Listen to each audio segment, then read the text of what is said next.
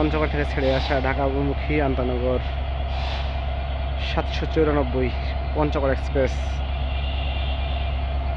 ঢাকা থেকে ছেড়ে আসা পঞ্চগড় থেকে ছেড়ে আসা পঞ্চগড় থেকে ছেড়ে আসা ঢাকা অভিমুখী আন্তনগর Panchagarh express Dinajpur rail station থেকে সঠিক সময়ে ঢাকার উদ্দেশ্যে ছেড়ে গেল 66-12 লোকোমোটিভ নিয়ে।